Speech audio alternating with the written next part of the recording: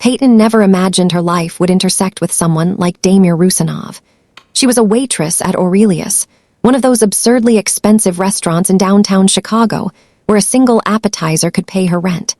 She'd been working there for 2 years, serving people who wore watches worth more than her car, people who spoke in hushed tones about deals and acquisitions, while she refilled their wine glasses with practiced invisibility. That's what good service was, really. Being there without being seen, being efficient without being intrusive. She was good at it. She needed to be. The tips at Aurelius kept her little studio apartment and helped her send money back home to her younger sister in Detroit. Payton had dreams once, dreams of art school and painting, but life had other plans. Their mother died when Payton was 22, and suddenly she was responsible for Zara, who was only 15 then. Dreams got filed away. Survival. Now, at 29, Payton had made peace with her reality. She painted on Sundays when she could afford the supplies, and she served wealthy strangers the rest of the week. It was a quiet life, a safe life. That safety shattered on a Tuesday evening in November. Damir Rusanov didn't frequent restaurants often. He preferred controlled environments, places he owned or had thoroughly vetted. But Aurelius had been requested by his business associate, a real estate developer who thought a public setting would make their conversation seem less threatening. Damir almost laughed at the irony. Viktor Sokolov didn't know that the walls had ears everywhere, that Damir's influence extended far beyond the obvious. At 38, Damir had built an empire that operated in shadows, a network so sophisticated that even law enforcement could only grasp at fragments. He wasn't born into the Bratva. He'd earned his position through intelligence, ruthlessness, and an unsettling ability to read people. His father had been a low-level enforcer who drank himself to death before Damir turned 18. His mother had abandoned them years before that. Damir learned early that sentiment was a luxury he couldn't afford. Trust was currency, and he spent it carefully. He controlled gambling operations, legitimate real estate holdings, and had connections that spanned 3 continents. To the outside world, he was a successful businessman with an import-export company. To those who knew, he was someone you didn't cross. Ever. That evening, Damir arrived at Aurelius with 2 men, his usual security detail waiting outside in the black SUV. He wore a charcoal suit that fit him perfectly, his dark hair touched with silver at the temples, his pale blue eyes cold and assessing. People noticed him immediately. He carried power the way some men carry cologne. It preceded him, announced him, made others instinctively step aside. Viktor was already seated in the private corner booth, nervous energy radiating from him despite his attempt at casual confidence. Damir read him instantly. Viktor was hiding something. The meal proceeded with the usual theater of business dinners. They discussed property acquisitions, investment opportunities, the kind of legitimate ventures that provided excellent cover for less legitimate activities. Payton was assigned to their section. She'd served important clients before, but something about the man in the charcoal suit made her deeply uneasy. It wasn't anything he said or did. It was the way everyone else reacted to him. The restaurant manager personally ensured their table was perfect. The sommelier brought their most expensive bottles without being asked. The other waitstaff avoided the area entirely. Payton approached with professional composure, introducing herself, offering menus they didn't need because they'd already ordered. Damir barely glanced at her.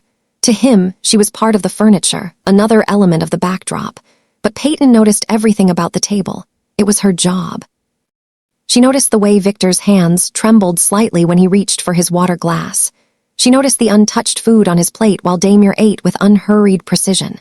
She noticed the third man at the table, silent and watchful, who never ordered anything except black coffee. Something felt wrong. Maybe it was intuition, or maybe it was the product of growing up in a neighborhood where you learned to sense danger before it found you. Either way, Payton's instincts were screaming. She went through the motions of service, refilling water, ensuring everything was satisfactory, but her attention kept returning to that table. Then she saw it. Viktor excused himself to the restroom, and in that brief absence, Payton watched the third man, the silent one, lean forward and switch Damir's water glass with Viktor's.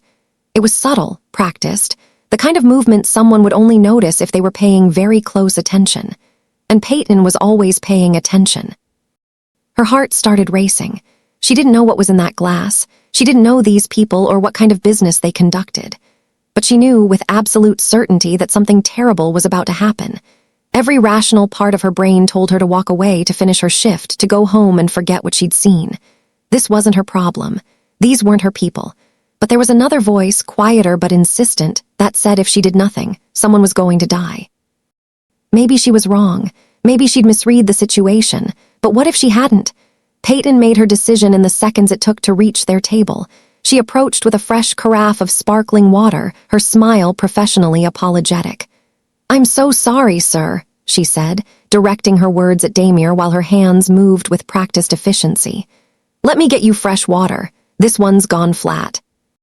Before anyone could respond, she'd removed both glasses from the table, replacing them with fresh ones from her tray. The silent man's eyes narrowed, but Damir simply nodded, his attention still on the documents spread before him. Payton's hands didn't shake as she carried the glasses away, but her pulse thundered in her ears. She disposed of the water immediately, watching it spiral down the drain in the service area. Her hands were shaking now. What had she just done? And more importantly, what happened next? Victor returned from the restroom, the conversation resumed, and Payton continued her service as if nothing had occurred. But the silent man was watching her now. She could feel his attention like a physical weight, assessing, calculating. The dinner concluded without incident. Damir and his associates settled their bill with cash, a substantial tip included that Payton barely registered. They left, and she exhaled for what felt like the first time in an hour. She was being paranoid, she told herself. She'd probably imagined the whole thing. These were just businessmen having dinner. The switched glasses were probably nothing. She almost convinced herself until her shift ended 3 hours later. Payton exited through the employee entrance into the alley behind Aurelius, pulling her coat tight against the November cold. The alley was poorly lit, shadows pooling between dumpsters and delivery trucks. She was halfway to the street when a black SUV pulled up beside her, silent and sudden. Her heart stopped. The rear window descended, and there he was. Damir Rusanov, looking at her with those unsettling pale blue eyes. "Get in," he said. It wasn't a request. "I don't think that's a good idea," Payton replied, proud that her voice remained steady even as fear flooded her system. "Wasn't a question," Damir said quietly. "You saved my life tonight. The least you can do is accept my gratitude." "I don't know what you're talking about." "Yes, you do. Get in the car, Payton." The fact that he knew her name made her stomach drop. She'd worn a name tag, but still, hearing him say it felt intimate and threatening in equal measure. Every instinct told her to run, but she also knew that running from someone like this was pointless. If he wanted to... So Payton got in the car. The interior was leather and luxury, warm compared to the frigid alley. Damir sat across from her, studying her with an intensity that made her want to look away, but she held his gaze. If she was going to die, she'd do it without showing fear. "What's your full name?" he asked. "Payton Clark." "How old are you?" 29. "How long have you worked at Aurelius?" 2 years. "Why did you switch the glasses?" The directness of the question caught her. She could lie, but something told her this man would know. "Because I saw him switch them first," she said simply. "And I thought if someone was going through the trouble of switching glasses, there was probably a reason, a bad reason. You could have been wrong." "I could have, but if I was right and did nothing, I'd have to live with that." Damir was silent for a long moment, his expression unreadable. Then, almost imperceptibly, something shifted in his eyes. Respect, maybe, or interest. "You didn't know who I was," he said. "No, but you helped anyway. I would have done it for anyone." "I don't think that's entirely true," Damir said, leaning back. "You're intelligent, you assess risk. You knew that table was dangerous, yet you intervened. Why?" Payton considered her answer carefully. "Because I grew up watching people look away. I watched neighbors ignore things they shouldn't have ignored, and I promised myself I'd never be that person, even when it's safer. Even when it's smarter." Something flickered across Damir's face, gone too quickly to identify. "You're either very brave or very foolish," he said. "Probably both," Payton admitted. "What happens now? Are you going to kill me because I know something I shouldn't?" "If I wanted you dead, you'd never have made it to this car," Damir said matter-of-factly. "No, Payton Clark, I'm going to ensure you're protected. Victor Sokolov attempted to poison me tonight. You prevented that. Which means you've made an enemy you don't even know you have." "I don't want to be involved in this," Payton said, her voice harder now. "I don't want protection or gratitude or anything else. I just want to go home and forget this ever happened." "Too late for that," Damir replied, not unkindly. "Victor knows someone interfered. It won't take him long to figure out who. And when he does, he'll come for you. Not because he's brave, but because he's desperate. Dangerous. Payton's world tilted. This morning she'd been worried about making rent and whether she'd have time to paint this weekend. Now she was sitting in an SUV with a man who casually discussed assassination attempts and enemies like other people discuss the weather. "So what are you proposing?" she asked, hating how small her voice sounded. "You'll stay somewhere safe until Victor is dealt with," Damir said. "After that, you can return to your life. I'll ensure you're compensated for any inconvenience. I don't want your money. Everyone wants money, Payton, don't be naive." "I'm not naive," she shot back, anger flaring. "I know exactly what kind of man you are. I know what you do even if I don't know the specifics, and I don't want anything from you except to be left alone." Damir smiled, and it was a dangerous expression. "You have absolutely no idea what kind of man I am. But you're going to find out because whether you like it or not, your life is connected to mine now. The moment you switched that glass, you became part of this." "Then I'll go to the police," Payton said, even though she knew how futile it sounded. "And tell them what? That you witnessed something you didn't actually witness? That you switched a water glass on instinct? The police can't help you, Payton, but I can." The SUV pulled up in front of a high-rise building in River North, all glass and steel in obvious wealth. Payton looked up at it, her stomach sinking. "I'm not staying here," she said. "Yes, you are, just for tonight. Tomorrow we'll discuss long-term arrangements." "I have a shift tomorrow. I have responsibilities."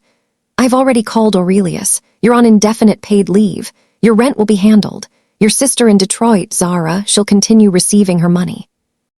Everything will be taken care of." Payton's blood ran cold. "How do you know about my sister?" "I know everything I need to know," Damir said, his voice quiet but absolute.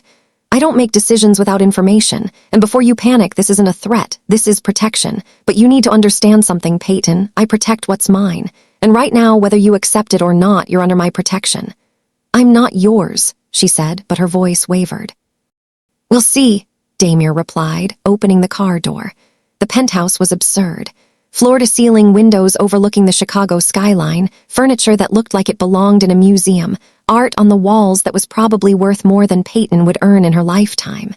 It was beautiful and cold, just like the man who owned it. Damir showed her to a guest room that was larger than her entire apartment. "There's a bathroom through there. Clothes in the closet should fit. Help yourself to anything you need.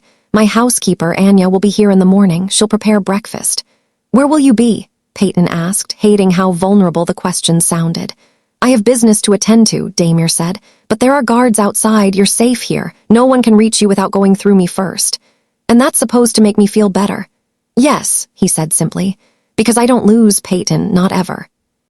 He left her there, and Payton stood in the middle of that enormous room feeling smaller than she'd ever felt in her life. She thought about running, but where would she go? He knew about Zara. He knew where she lived, where she worked, probably everything about her life. She was trapped, not by walls or locks, but by circumstances she'd created herself when she switched that glass. Payton didn't sleep that night. She sat by the window, watching the city lights, trying to make sense of how her life had transformed in a matter of hours. She thought about calling Zara, but what would she say? How could she explain this without terrifying her sister? So she sat in silence and waited for morning. Anya arrived at 7, a woman in her 50s with kind eyes and a Russian accent.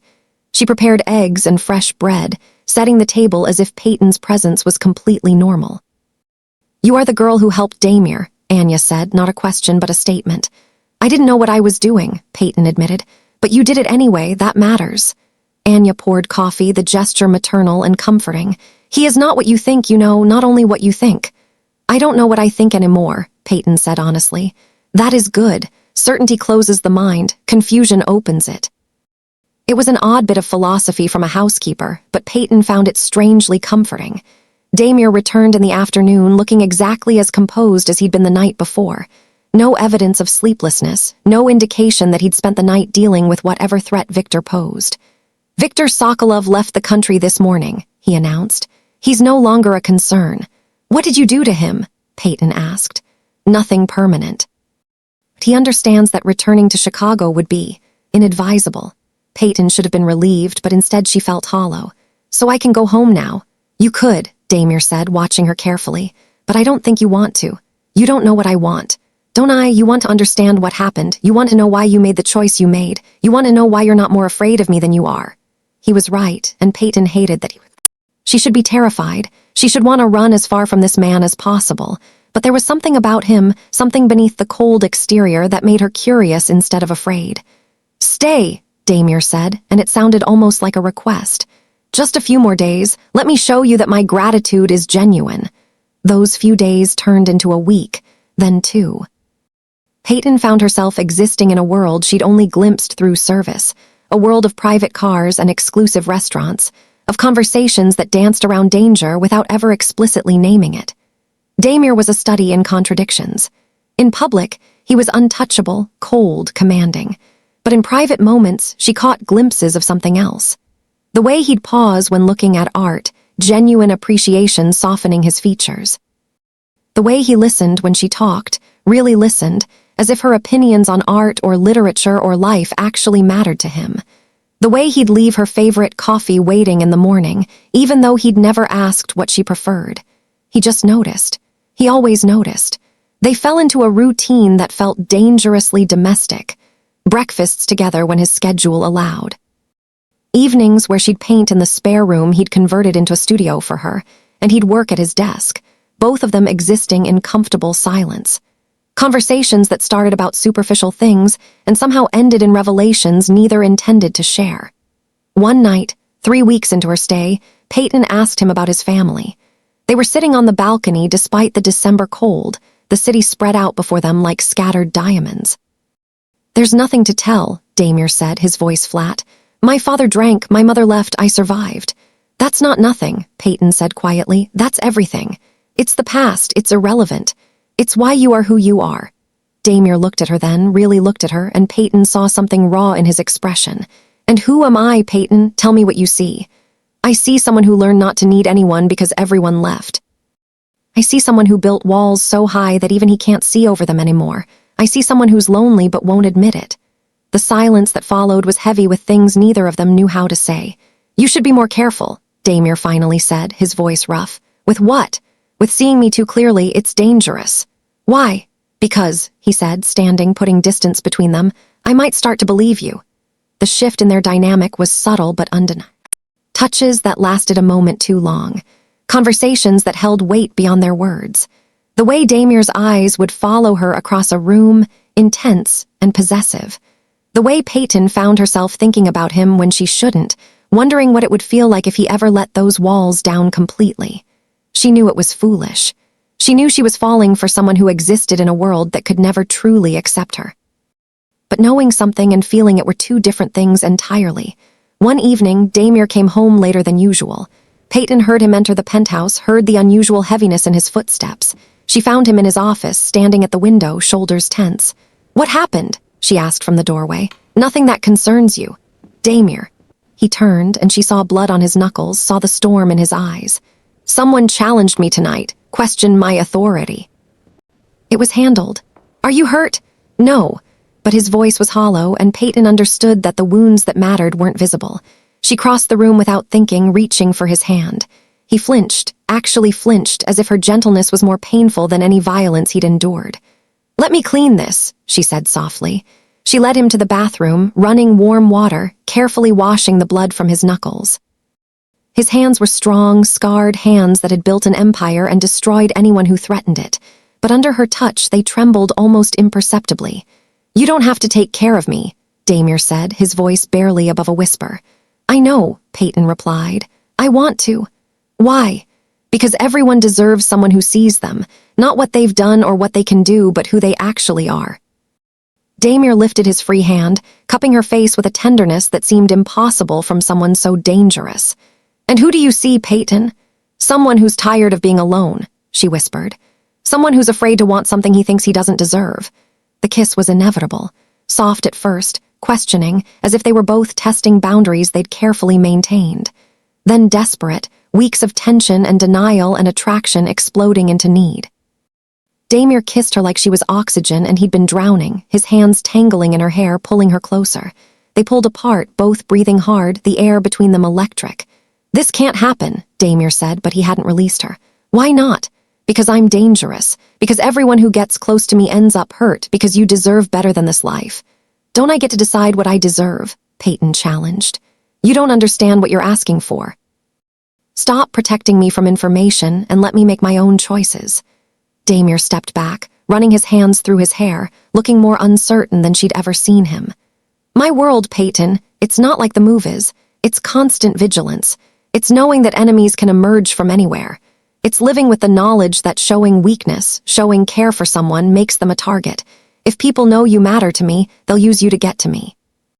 So what? Payton said, her voice strong. You just never let anyone matter. You just exist alone forever because it's safer. Yes, he said simply. That's exactly what I do. That's not living, Damir. That's just surviving. And I watched you survive this past month. I also watched moments when you almost lived. When you laughed at something I said, when you lost yourself in music, when you looked at me like maybe, just maybe, I was worth the risk. The vulnerability in his expression nearly broke her. This man who commanded fear and respect from everyone around him looked absolutely terrified of this one thing, of feeling something real. I can't promise you safety, Damir said finally. I can't promise you a normal life. I can't even promise you that this won't end in heartbreak. I'm not asking for promises, Payton said, stepping closer. I'm asking for honesty. I'm asking you to stop deciding what I can. I switched that glass knowing it was dangerous. I got in your car knowing who you were. I stayed in this penthouse knowing what it meant. I'm not some fragile thing that needs protecting from reality. I'm someone choosing to be here with you despite the risks, because you're worth it. Something in Damir's face crumbled. The walls he'd maintained so carefully, the distance he'd tried to preserve, it all fell away. He pulled her to him, holding her with a fierceness that spoke of all the loneliness he'd denied, all the connection he'd refused himself. You terrify me, he whispered against her hair. You terrify me because I don't know how to want someone this much and keep them safe. Then we'll figure it out together, Payton said. The weeks that followed were a study in contrasts. Damir introduced her to his world slowly, carefully. She met his associates, saw the legitimate businesses that fronted the less legitimate ones. She learned the language of power that existed in gestures and glances, in what wasn't said as much as what was. It was terrifying and exhilarating in equal measure, but she also saw the man beneath the reputation. The way he donated anonymously to children's charities because he remembered what it was like to be a hungry kid. The way he ensured his employees' families were taken care of, that their children had college funds, that no one who worked for him wanted for basic necessities. The way he was meticulously fair in his dealings, brutal when betrayed but generous when loyalty was shown. He was complex and contradictory, capable of shocking violence and unexpected tenderness. And Payton fell deeper in love with him every day. She knew what people would think. She knew how it looked, the waitress falling for the powerful criminal. But those people didn't see him in the early mornings, when nightmares made him cry out in Russian, and she held him until the tremors stopped. They didn't see how he listened to her talk about art with genuine interest, how he'd surprise her with supplies or books or access to galleries he thought she'd appreciate. They didn't see the man who was learning, slowly and painfully, how to let someone love him. Not everything was easy. There were moments of intense conflict, times when the differences in their worlds became stark and unavoidable. The first major fight happened when Payton discovered exactly how Damir had dealt with a business associate who tried to cheat him. She'd overheard a phone conversation, heard enough to understand that the man was in a hospital, would be there for months. You said you didn't kill people, she confronted him that evening. I didn't kill him, Damir replied calmly, but you nearly did. He stole from me, he knew the consequences. So you beat him half to death, that's your version of justice? In my world, yes, that's exactly what it is. Payton felt sick. I can't reconcile this. I can't love someone who does this and pretend it's okay. I never asked you to pretend anything, Damir said, his voice hard. I told you who I was. I warned you what this life entailed.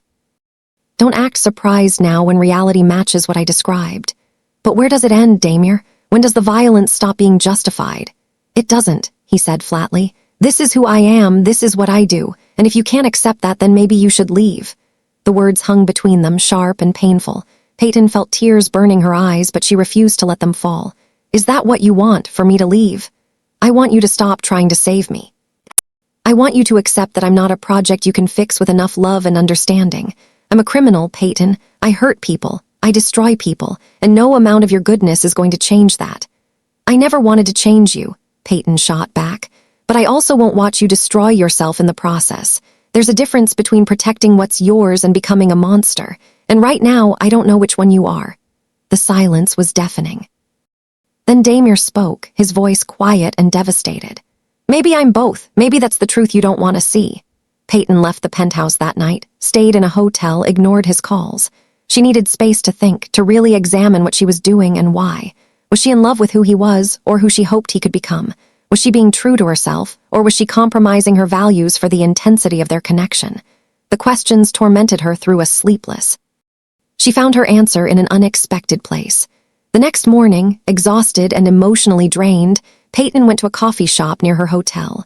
She was waiting for her order when she noticed a young boy, maybe 7 or 8, trying to pay for a hot chocolate with a handful of coins that clearly wasn't enough.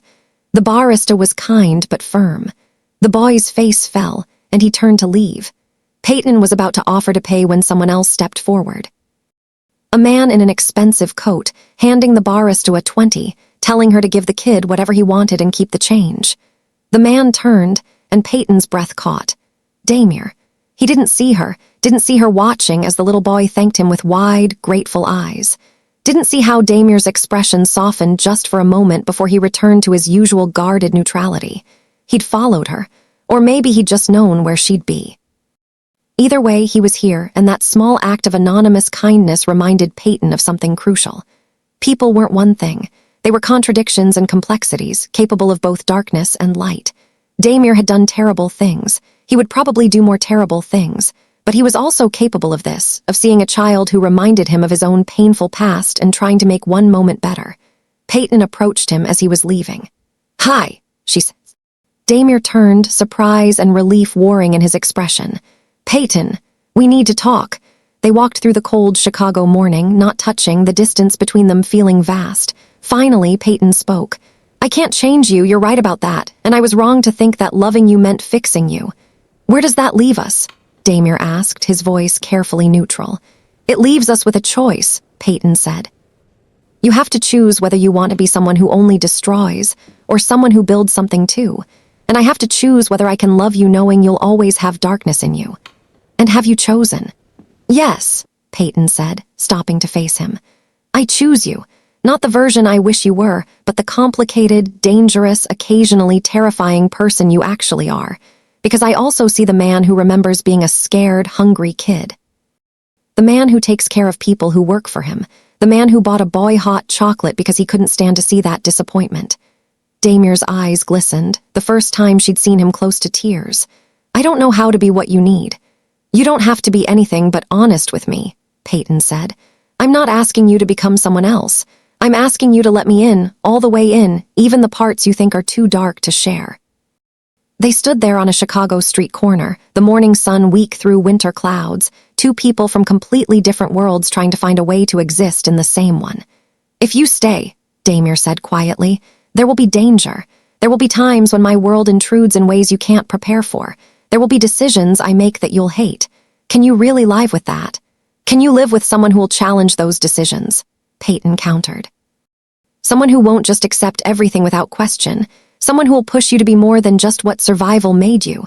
A slow smile crossed Damir's face, the real smile, the one he reserved only for her. "Probably not, but I'm willing to try if you are."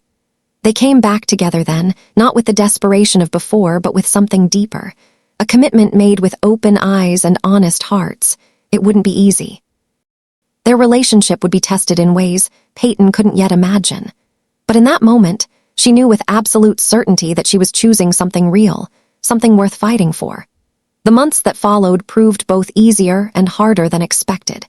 Payton moved officially into the penthouse, merging her life with Damir's in ways that required constant negotiation and compromise. She continued painting, actually started selling her work through a gallery Damir introduced. He never explicitly said he'd facilitated it, but she suspected. She learned to accept these gestures as his way of caring, even when they made her uncomfortable.